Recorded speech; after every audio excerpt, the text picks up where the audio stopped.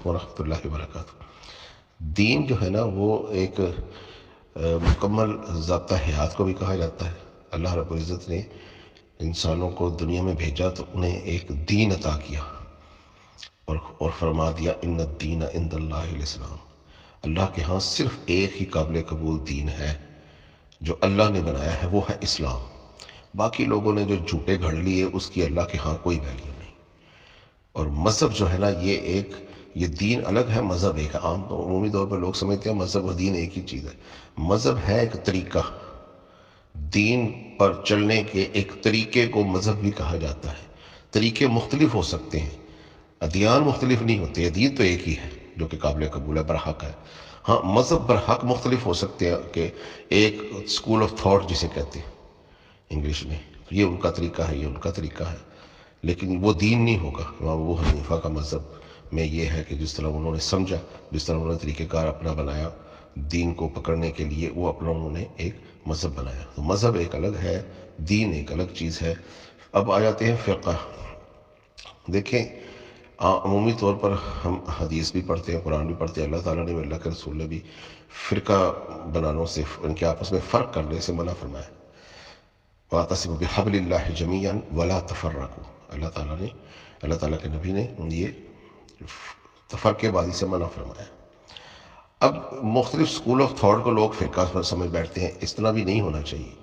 فرقہ اس وقت وجود میں آتا ہے کہ جب آپ اپنے آپ کو دوسرے مسلمانوں سے فرق کر لیں اور یہ کہیں کہ جی ہم مسلمان ہیں وہ نہیں، یا ہم ان کے پیچھے نماز کو جائز نہیں سمجھتے، ہم ان کے ساتھ کھانے پینے کو جائز نہیں سمجھتے، ہم ان کے ساتھ سلام دعا لینے کو جائز نہیں سمجھتے، یہاں آپ نے ایک فرقہ بنا لیا۔ لیکن عمومی طور پر اگر کوئی اہل حدیث اپنے آپ کو کہلواتے ہیں اور دوسرے کہتے ہیں جی ہم اہل سنت ہیں، تو یہ ایک ہی چیز ہے۔ فرقہ تب بن جائے گا جب کوئی اپنے آپ کو اہل الحدیث کہلوانے والے کہیں کہ ہم اہل سنت نہیں ہیں، ہم سنت کو نہیں مانیں گے اور ان کے پیچھے نمازیں نہیں پڑھیں گے، ان کو یعنی کہ وہ نہ مانیں، مسلمان نہ مانیں، یا ان کو گمراہ کہیں، ان کے ساتھ کھانا پینا نمازیں ہر چیز الگ کر لے، تو اب یہ فرقہ وجود میں آ گیا۔ اس چیز سے منع فرمایا گیا ہے۔ اسکول آف تھاٹ مختلف ہو سکتی ہے، کسی نے قرآن کو، دین کو، نماز کے طریقہ کار کو دوسری سنتوں کے ذریعے سمجھا، کسی نے کچھ مختلف سنتوں کے ذریعے سے سمجھا، اس میں اختلاف ہو سکتا ہے۔ اس اختلاف کو فرقہ پرستی نہیں کہیں گے۔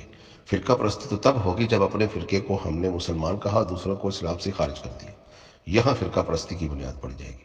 اور جو فقہ ہے نا، کسی دینی معاملات کو سمجھنے کو، اس کو آسان ترین طریقوں سے سمجھنے کو فقہ کہا جاتا ہے۔ تو یہ فقہ جو ہے نا، یہ اس میں تو بڑی ایک بہتری ہے کہ فقہاء نے دین کو آسان زبان میں لوگوں کو سمجھایا، کیونکہ ہر انسان کا ذہنی جو انٹلیکچوئل ہوتا ہے وہ برابر نہیں ہوتا۔ کچھ لوگ قرآن کی آیات کو پڑھتے ہیں، سمجھ جاتے ہیں، کچھ لوگ پڑھنے کے بعد اس کا ترجمہ پڑھتے ہیں، سمجھ جاتے ہیں، کچھ لوگ پڑھ کے ترجمہ پڑھ کے احادیث کی روشنی میں سمجھ جاتے ہیں، کچھ لوگ پڑھ کے ترجمہ پڑھ کے احادیث کی روشنی لینے کے بعد بھی وہ فقہاء سے فقہ کی روشنی میں سمجھتے ہیں، اور کچھ لوگ فقہاء اور فقہ کی روشنی کے بعد بھی اس کو جو ہے نا وہ مزید آسانی کروانے کے لیے محققین، شارحین، مترجمین، مفسرین سے سیکھ کر اس کی تفسیر میں جا کر سمجھتے ہیں۔ ہر انسان کے سمجھنے کا لیول مختلف ہے، علم کم ہے، زیادہ ہے، اس کی ذہانت کم ہے، زیادہ ہے، تو اس سے وہ فقہ یا فقہ کا سہارا لیتے ہیں۔ تو یہ مختلف طریقے ہیں، لیکن ان سب طریقوں پر چلنے کے بعد پہنچنا ہم نے دین کے اوپر ہی ہے، اور نفاذ دین کے لیے کوشش کرنی ہے، اور دین ایک ہی ہے، اسلام۔ مختلف طریقوں سے، مختلف معاملات سے سمجھنے والوں کی توہین کرنا، یا ان کی تکفیر کرنا، یا ان کے پیچھے نمازیں نہ پڑھنا، یا ان کو مسلمان نہ جاننا، یہ سب حرام ہے۔ جو کہے لا الہ الا اللہ محمد الرسول اللہ، وہ مسلمان ہے، ہم اس کے ساتھ نمازیں پڑھیں گے، کھائیں گے، پیئیں گے، اس کے ساتھ دشمنیاں نہیں کریں گے، ہم اس کو جو ہے نا اس کی تکفیر نہیں کریں گے، ایکسیپٹ قادیانی اور نصیری، کیونکہ اس کو امت نے ایک اجماع کر لیا۔ امت کے اجماع کے بھی خلاف ہم نہیں جائیں گے، کہ امت نے ایک اجماع کر لیا کہ قادیانی باوجود کلمہ پڑھنے کے یہ کافر ہیں، کیونکہ یہ زندیق ہیں، یہ غلام احمد قادیانی کو اپنا ایک اور نبی بنا بیٹھے، اور جو ہیں نصیری، انہوں نے حضرت علی کو خدا کہا، لہذا وہ بھی مسلمانوں میں سے نکل گئے۔ تو یہ ایک مختصر تھا۔ السلام علیکم۔